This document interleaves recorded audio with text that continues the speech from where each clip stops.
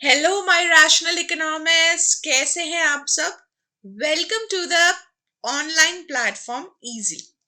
मैं हूं आपकी मेंटर मिस कोमल। मेरे साथ आप पढ़ने वाले हैं इकोनॉमिक्स। तो हम घूमेंगे इकोनॉमिक्स की नगरी में।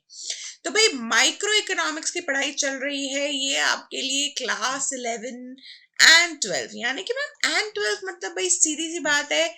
सीबीएसई ने 11 में माइक्रो इकोनॉमिक्स इंट्रोड्यूस किया है, और स्टेट बोर्ड्स की बात करें तो भाई 12 में माइक्रो इकोनॉमिक्स पढ़ाई जा रही है। तो दोनों ही के लिए ये बिल्कुल अप्रोप्रिएट वीडियो है।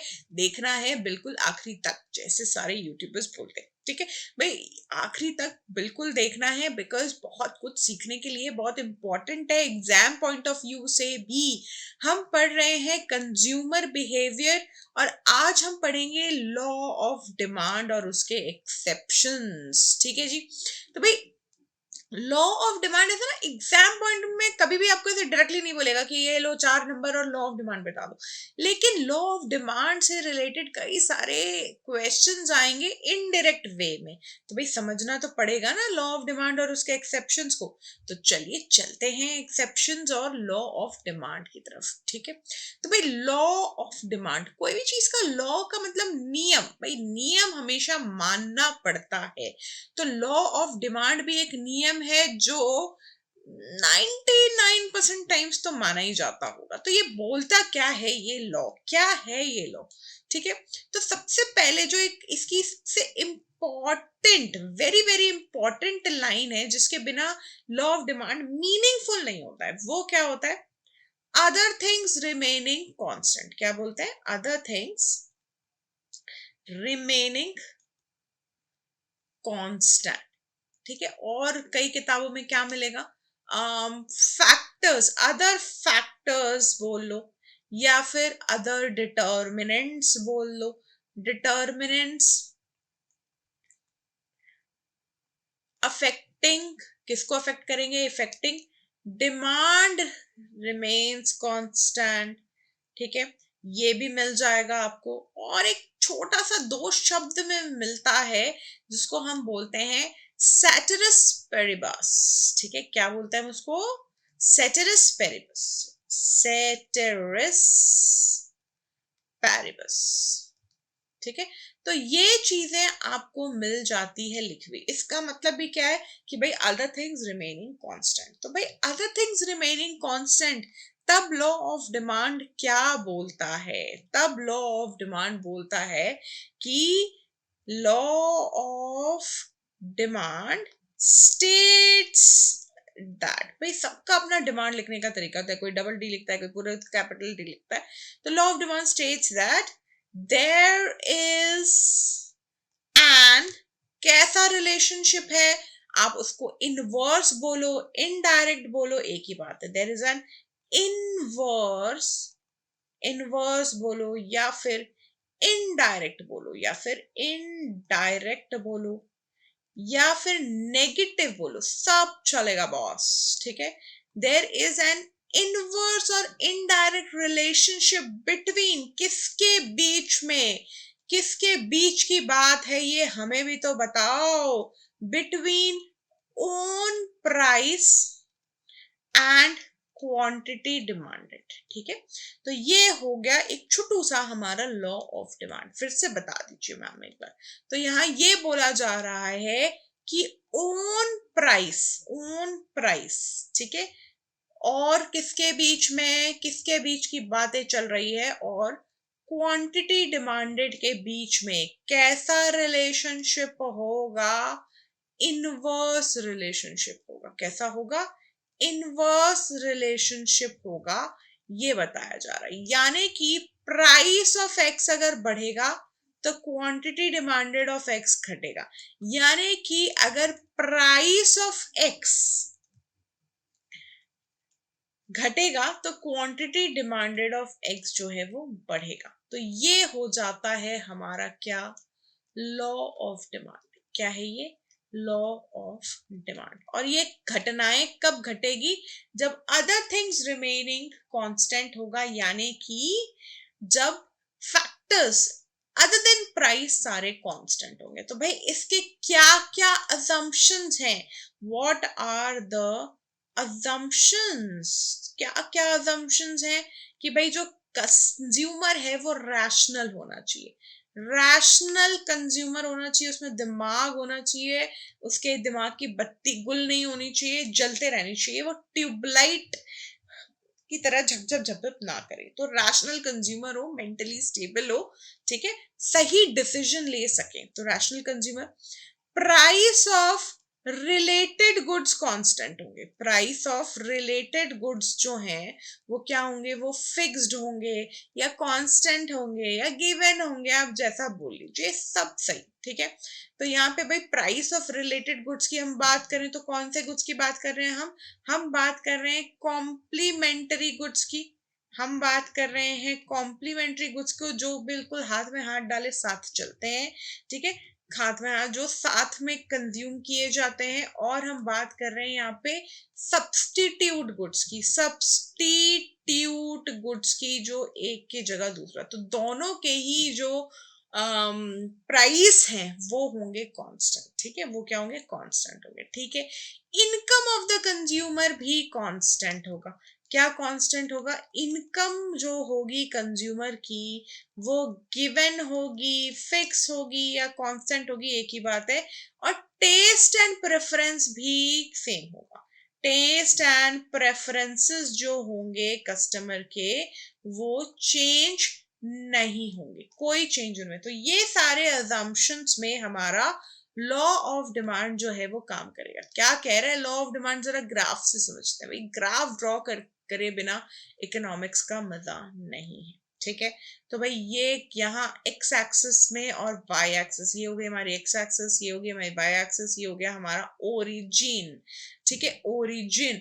तो भाई वाई एक्सिस में और एक्स एक्सिस में क्या लेना है, एक्स एक्सिस में लेना है क्वांटिटी डिमांडेड और वाई एक्सिस में लेना है हमको प्राइस। तो भाई सेम ही चीज का, ठीक है, सेम चीज का मतलब अगर मैं यहाँ पे एप्पल का डिमांड ले रही हूं तो प्राइस भी एप्पल का ही लेना पड़ेगा, ठीक है। एप्पल फोन या फ्रूट जो आपकी मर्जी समझ लो, ठीक है।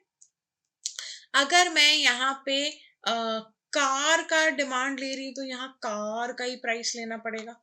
अगर मैं यहाँ पे एक चेयर का डिमांड ले रही हूं तो यहाँ पे प्राइस ऑफ चेयर ही लेना पड़ेगा, ठीक है। तो ये हो गई हमारी बात कि हम यहाँ पे प्राइस और डिमांड एक ही चीज की देखेंगे तभी ये लॉ जो है वो एप्लीकेबल होगा। आई बात समझ कि लॉ कब एप्लीकेबल होगा। तो भाई यहाँ पे क्या लिखना है हमको, क्वांटिटी डिमांडेड ऑफ कोई एक चीज लिख देते हैं, क्वांटिटी डिमांडेड ऑफ एप्पल ही लिख देते हैं, चलो ठीक है, प्राइस ऑफ एप्पल। तो प्राइस ऑफ एप्पल और क्वांटिटी डिमांडेड ऑफ एप्पल की बात चल रही है। तो डिमांड कर्व कैसा होता है, डिमांड कर्व हमारा ऐसा नेगेटिवली स्लोपिंग कर्व होता है, डी डी, ठीक है। अब भाई अगर प्राइस मेरा P1 है, क्या है, प्राइस P1 है, ठीक है, P1 को आप कुछ भी समझ लो, लेट्स से ये आप अगर बोलोगे तो मैं बोल दूंगी ये है ₹10, ठीक है। और तब हमारा क्वांटिटी डिमांडेड है Q1, इसको हम बोल सकते हैं कि ये 20 kg ऑफ एप्पल्स है, ठीक है। अगर प्राइस इंक्रीज होके P2 हो जाए, यानी प्राइस अगर ₹40 हो जाए, कितना ₹40, तो क्वांटिटी डिमांडेड क्या होगी, फिर डिक्रीज होगी ना, ये देखो यहाँ से यहाँ डिक्रीज होगी, Q2 पे आ गई, तो ये हो गया लेट्स से 5 kg, ठीक है। तो अभी इसका एक शेड्यूल भी बना लेते हैं भाई, जिसको नहीं समझ में आ रहा थोड़ा और डिटेल में चलते हैं। तो हम यहाँ पे क्या बात कर रहे थे, प्राइस ऑफ एप्पल की बात कर रहे हैं।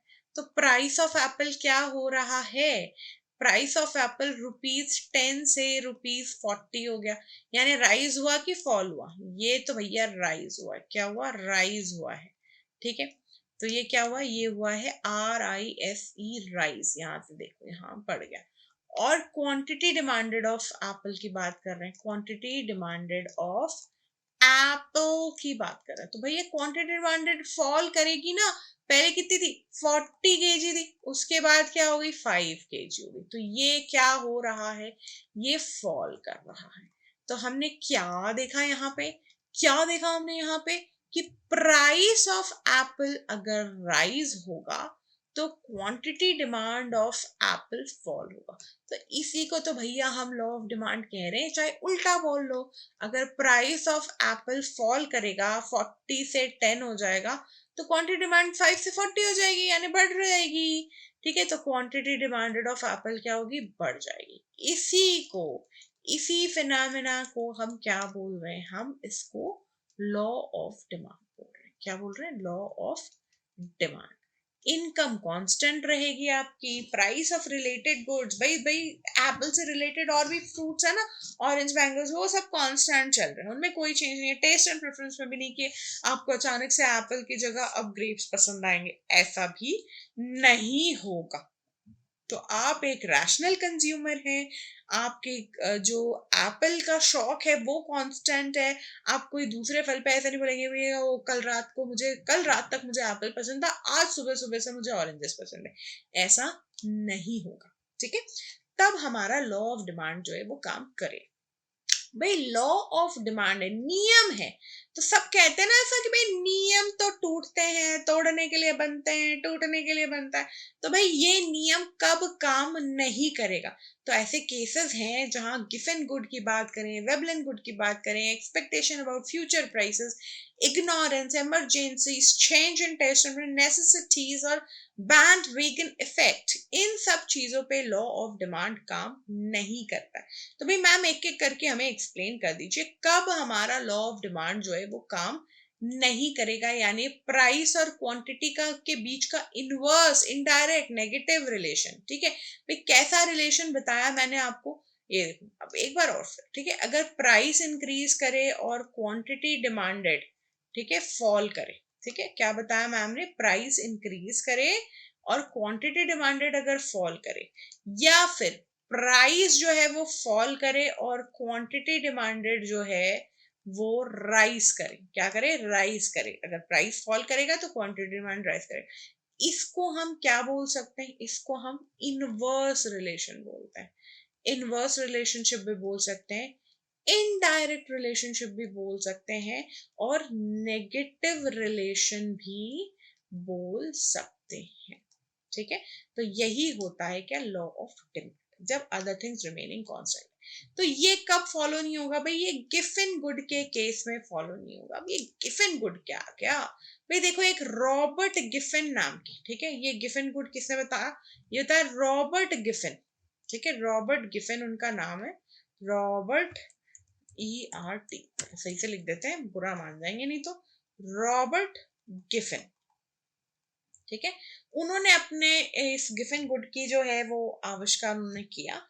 भाई गिफन गुड क्या है, अगर मैं सिंपल भाषा में बोलूं ना, very very very very inferior good को, वेरी इंफीरियर गुड को हम गिफन गुड बोल देते हैं, यानी कि लो क्वालिटी के गुड्स को हम गिफन गुड्स बोलते हैं।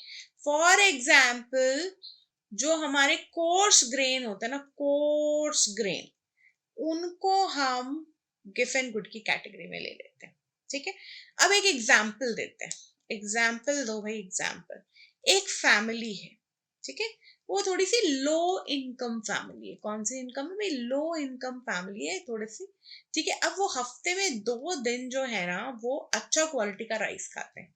क्या खाते हैं, गुड क्वालिटी राइस खाते हैं, गुड क्वालिटी राइस खाते हैं। लेकिन बाकी के 5 दिन वो कोर्स ग्रेन खाते हैं। क्या खाते हैं, कोर्स ग्रेन, यानी कि बाजरा खाते हैं, तो थोड़ा सस्ता आता है राइस से। ठीक है, तो अब ये बताओ कि इस अगर इसमें हमारे कोर्स ग्रेन यानी बाजरा का अगर प्राइस बढ़ गया तो क्या होगा।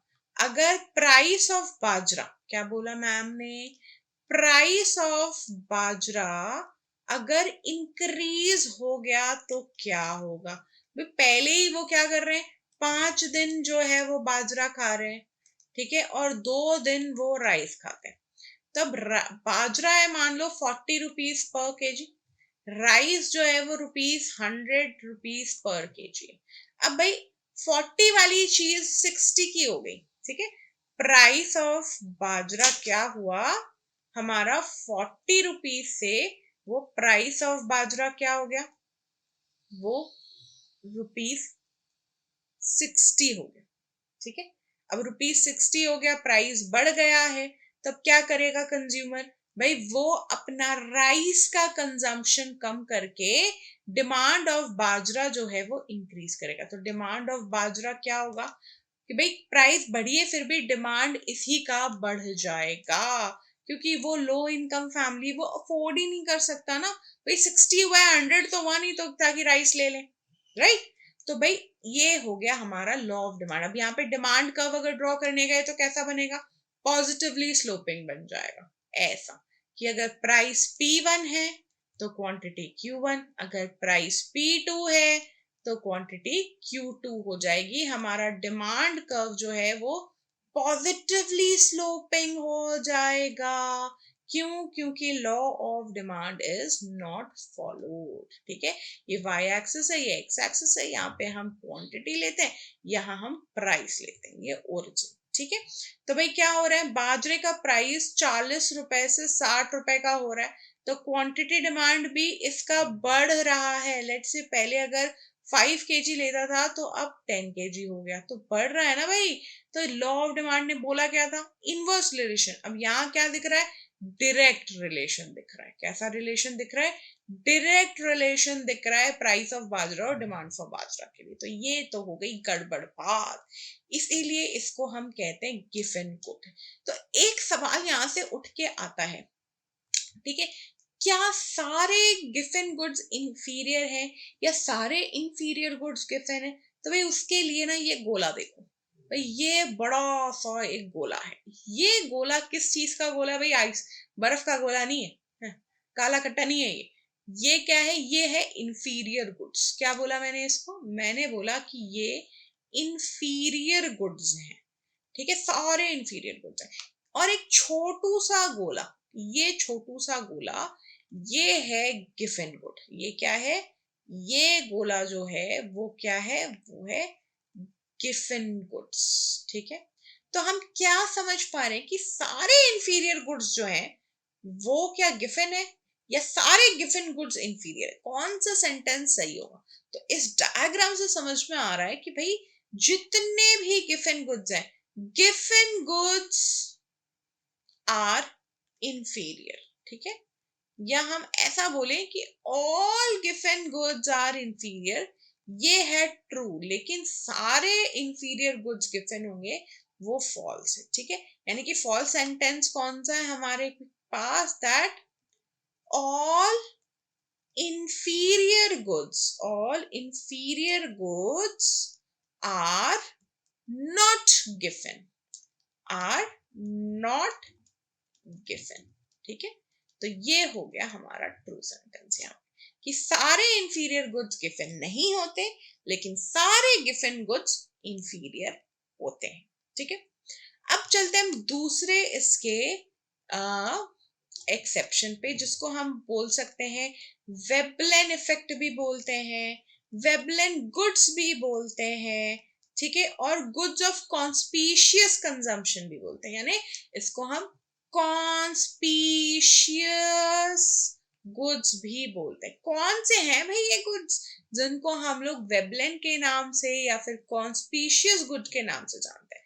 भाई जैसे कि गुड्स होते हैं ना, जो कोई महंगी ज्वेलरी होती है, ठीक है, कोई हमारी पेंटिंग होती है, एंटिक पेंटिंग्स हम लगाते हैं, किसी किसी की पेंटिंग्स होती है, कोई प्रीशियस स्टोन होता है, ठीक है, डायमंड्स होते हैं भाई, बिल्कुल एक डायमंड्स होते हैं। और क्या होता है?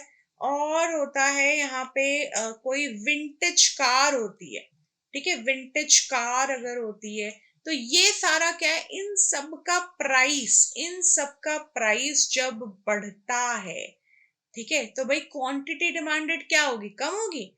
नहीं, क्वांटिटी डिमांडेड भी बढ़ जाती है। यही तो बात है, वो भी बढ़ जाती है जब इनका प्राइस बढ़ता है ना, ज्वेलरी का, पेंटिंग का, प्रीशियस स्टोन्स का, ठीक है, क्योंकि ये सारे गुड्स क्या शो करते हैं? ये आपकी प्रेस्टीज शो करते हैं। क्या शो करते हैं?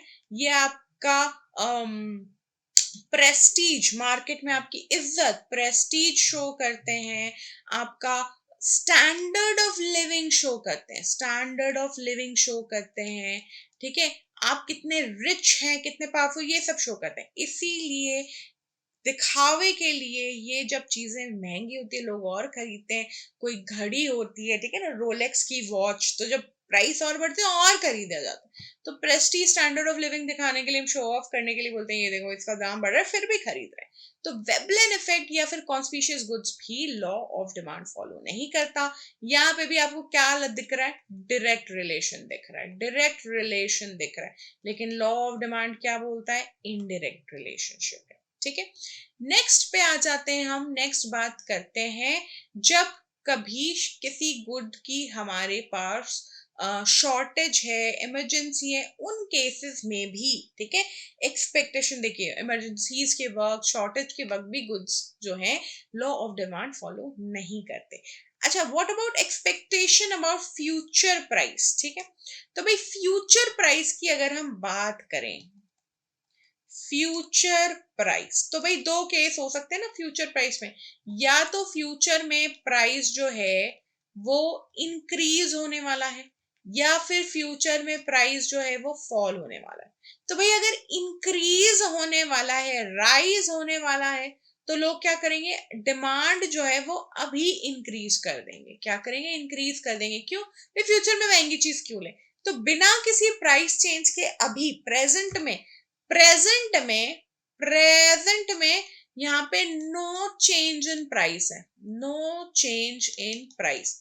प्राइस कब चेंज होगी, फ्यूचर प्राइस, यानी फ्यूचर एक्सपेक्टेशन है कि फ्यूचर में प्राइस जो है बढ़ने वाली, तो क्वांटिटी अभी बढ़ जाएगी। अब फ्यूचर में अगर प्राइस जो है वो फॉल होने वाली है, तो क्वांटिटी क्या होगी, वो क्वांटिटी डिमांडेड क्या होगी, वो अभी ही जो है, फ्यूचर में प्राइस फॉल होगी तो फ्यूचर में राइज होंगे, तो अभी क्वांटिटी डिमांड राइज हो गया। अब फ्यूचर में फॉल होने वाले हैं प्राइस, तो लोग अभी क्वांटिटी डिमांडेड कम कर देंगे। लेकिन प्रेजेंट में तो कोई चेंज ही नहीं है प्राइस में, तो विदाउट एनी चेंज भी डिमांड चेंज हो रहा है। यानी कि लॉ ऑफ डिमांड जो है वो काम नहीं कर रहा, ठीक है, फ्यूचर प्राइसेस पे। चलिए, अब बात होती है नेक्स्ट की। फ्यूचर प्राइसेस हमको समझ में आ गए कैसे काम करते हैं। इग्नोरेंस, भाई कोई होता है कि भाई किसी एक पर्टिकुलर ब्रांड का शौकीन है, ठीक है। भाई मेरे जो ब्रदर है ना, अब वो लिवाइस और मुफ्ती की जीन्स पहनते हैं, ठीक है। मुफ्ती, अब मुझे पता नहीं स्पेलिंग शायद सही होगी इसकी। तो भाई इनके प्राइसेस अगर बढ़ भी रहे हो, तो वो उठाकर ले आते हैं उनका जीन्स, तो क्वांटिटी डिमांड क्या होती है, वो इंक्रीज होती है। क्यों भाई, भाई कोई ना इग्नोर करता है, उनको क्या लगता है कि अगर प्राइस हाई है, प्राइस अगर हाई है तो गुड क्वालिटी है, गुड क्वालिटी। भाई उनको मैं ये विश्वास ही नहीं है कि लो प्राइस पे भी अच्छा सामान मिल जाता है, ठीक है। और अगर प्राइस लो है किसी चीज की, तो वो मानते हैं कि ये बैड क्वालिटी का सामान है, बैड क्वालिटी। तो इग्नोरेंस है बिल्कुल, कि चेक नहीं करेंगे खुद से, प्राइस टैग ज्यादा लग गया यानी गुड क्वालिटी हो गई। तो कई लोग होते हैं जो ब्रांड स्पेसिफिक है, ठीक है। तो प्राइस ऑफ, अगर जीन्स या टी शर्ट की मैं बात करूं, जीन्स जैसे लिवाइस की हो गई, ली की हो गई, ठीक है, मुफ्ती की हो गई, और भी बहुत सारे फॉरेन ब्रांड्स हैं, ठीक है। तो अगर इन सबकी प्राइस बढ़ता है, तो क्वांटिटी डिमांडेड जो कम होना चाहिए, कम नहीं होता है, बढ़ता ही है। तो हमारा लॉ ऑफ डिमांड क्या हुआ, फॉलो नहीं हुआ, लॉ ऑफ डिमांड फॉलो नहीं हुआ। तो भैया इग्नोरेंस की बात आ गई कि भाई हमको क्वालिटी देखकर, ट्राई करके नहीं, हम प्राइस टैग से क्वालिटी समझ जाते हैं। बहुत बढ़िया, इग्नोरेंस इसी को बोलते हैं, ठीक है। तो भाई आप रैशनल कंज्यूमर बने, इग्नोरेंट कंज्यूमर ना बने, डिस्क्लेमर। चलिए, टेस्ट एंड प्रेफरेंस इमरजेंसीज के वक्त भी नहीं होता है लॉ ऑफ डिमांड फॉलो। तो भाई इमरजेंसी की बात आ गई, इमरजेंसीज, भाई इमरजेंसीज कैसी, किस तरह की इमरजेंसी की बात कर रहे हैं, भाई कोई नेचुरल कैलमिटी हो गई, नेचुरल कैलमिटी हो गई, ठीक है, नेचुरल कैलमिटी हो गई, जैसे कि अर्थक्वेक हो गया, ठीक है, सुनामी हो गया, कोविड आ गया था, ठीक है, या फिर ड्रॉट हो गया हो, सूखा पड़ गया हो, फेमाइन हो, ठीक है, फ्लड हो, इन सब केसेस में क्या होता है, इन सब केसेस में हमको गुड्स एंड सर्विसेज का ना प्राइस जो है वो इंक्रीज हो जाता है। प्राइस किस चीज का इंक्रीज होता है? मेडिसिन का प्राइस इंक्रीज होता है, फूड आइटम्स का प्राइस जो है वो इंक्रीज होता है। तो उस समय लोग क्वांटिटी डिमांडेड भी बढ़ा देते हैं, इनके कि बीमार पड़ रहे होते हैं, फूड आइटम चाहिए तो क्वांटिटी डिमांड भी बढ़ती है। क्या पता फ्यूचर में मिला नहीं मिला, तो भाई कोविड के टाइम में मास्क इतने चाहिए थे तो मास्क के प्राइस बढ़ गए, अब देखो कितने कम हो गए। अर्थक्वेक आता है, ठीक है, तो अर्थक्वेक के टाइम पे क्या होता है, फूड की और पानी की और मेडिसिन की जरूरत पड़ती है, कोई नेशनल कैलेमिटी, कोई ड्रॉट, कोई फेमिन, कोई फ्लड हो, तो उस वक्त मेडिसिन और फूड आइटम्स के प्राइस बढ़ते हैं। तो लोग क्वांटिटी भी अपनी कम नहीं करते, उल्टा बढ़ाए ही रखते हैं। तो इमरजेंसीज के टाइम पे भी, कोई वॉर के टाइम, ठीक है, वॉर भी एक इमरजेंसी सिचुएशन होती है, तो उस समय क्या होता है, हमारा law of demand does not work. Law of demand जो है वो काम नहीं करता है, ठीक है। फिर डायरेक्ट रिलेशनशिप ही शो करता है, हमारा जो डिमांड कर्व वो ऐसा पॉजिटिव कर्व शो बन जाता है, विच इज रॉन्ग, ठीक है। ये हमारा वाई एक्सिस जहां हम प्राइस लेंगे, ये हमारा एक्स एक्सिस जहां हम क्वांटिटी लेते हैं, और ये हमारा होता है ओरिजिन, ठीक है। अब टेस्ट एंड प्रेफरेंस की भी बात है भाई, टेस्ट एंड प्रेफरेंसेस, प्रेफरेंसेस, ठीक है। तो अगर टेस्ट एंड प्रेफरेंस चेंज होता है तो लोग प्राइस की तरफ ध्यान नहीं देते, ठीक है, अपने टेस्ट एंड प्रेफरेंस। कोई चीज फैशन में है, फैशन में है, एक्सपेंसिव है, ठीक है, फैशन की स्पेलिंग जरा हम ठीक कर लेते हैं। कोई चीज अगर फैशन में है और एक्सपेंसिव भी है, एक्सपेंसिव भी है, प्राइस इंक्रीज हो रहा है, तो अगर फेवरेबल टेस्ट एंड प्रेफरेंस की तरफ जा रहे हैं, उस टेस्ट एंड प्रेफरेंस को फॉलो करते, तो प्राइस इंक्रीज भी होता है ना, फैशनेबल गुड्स का, फैशनेबल गुड्स का, तो उसकी क्वांटिटी डिमांड जो है वो बढ़ती ही है, कम नहीं होती। तो यहाँ पे भी लॉ ऑफ डिमांड फॉलो नहीं होता है, ठीक है।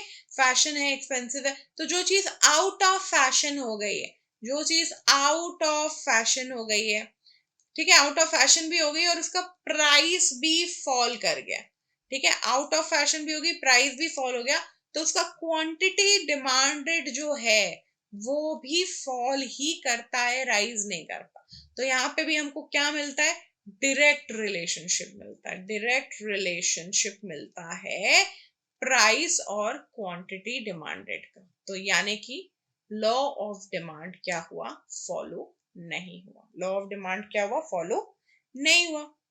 और कौन से ऐसे केसेस हैं जहां पे लॉ ऑफ डिमांड फॉलो नहीं हो रहा है, जहां नेसेसिटीज की बात आ जाती है? भाई देखो, नेसेसिटीज हमारी क्या क्या है, अगर हम नेसेसिटीज की बात करें यहाँ पे, तो भाई मेडिसिन हमारी नेसेसिटी है, ठीक है, फूड हमारी नेसेसिटी है, क्लोथ्स हमारी नेसेसिटी है। तो अगर इनके प्राइसेस बढ़ते भी हैं तो भी इनका डिमांड कम नहीं होगा।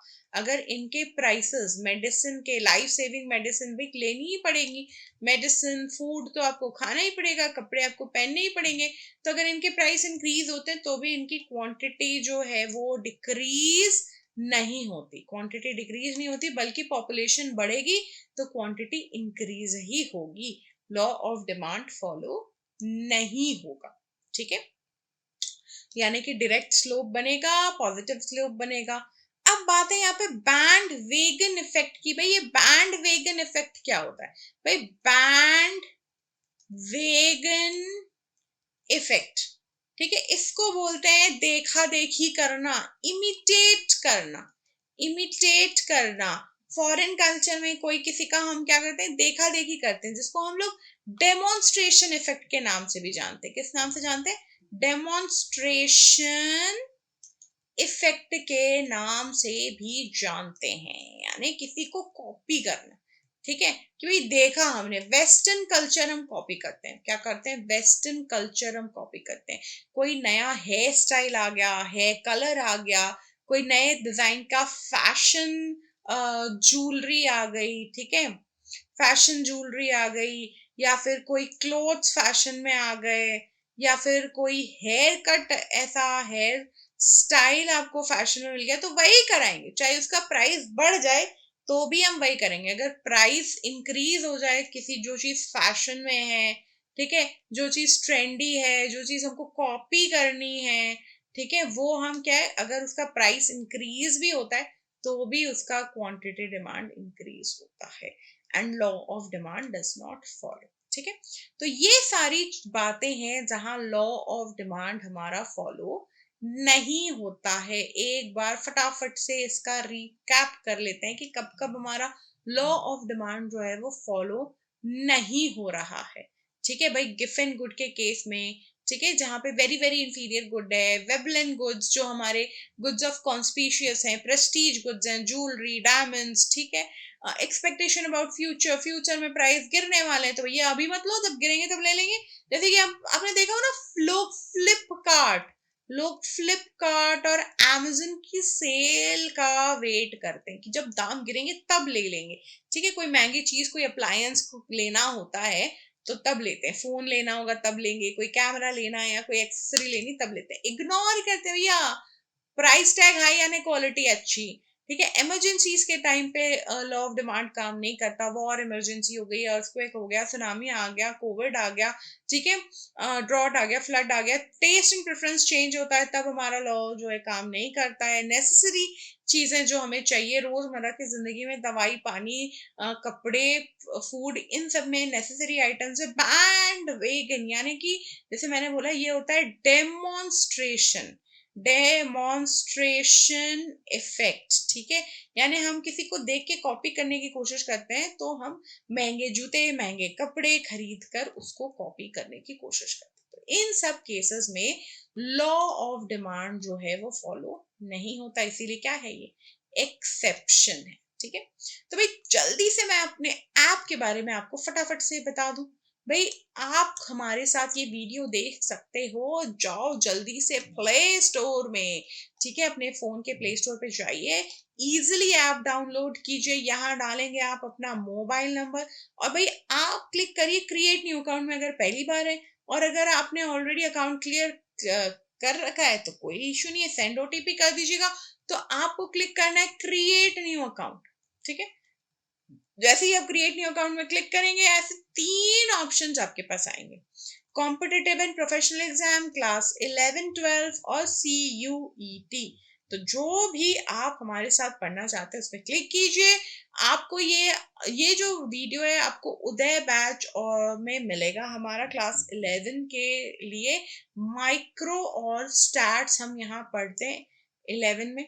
ठीक है, तो अगर आप 12 के बच्चे हैं तो भी आप उदय बैच को ले सकते हैं, 12 11 के बच्चे हैं तो भी आप 11 उदय बैच को आप ले सकते हैं to study microeconomics with us. ठीक है, तो आप 11 में यहाँ पे क्लिक कर दीजिए, 12 में होंगे तो 12 क्लिक कर दीजिएगा। ठीक है, लेकिन 12 जिनमें है वहां पे फिर वो आपको मैक्रो और इंडियन दिखाएगा तो 11 क्लिक कर लेना। ठीक है, तो यहाँ पे होगा हम अकाउंट्स, BST, इको और मैथ्स हम यहाँ साथ में पढ़ने वाले हैं।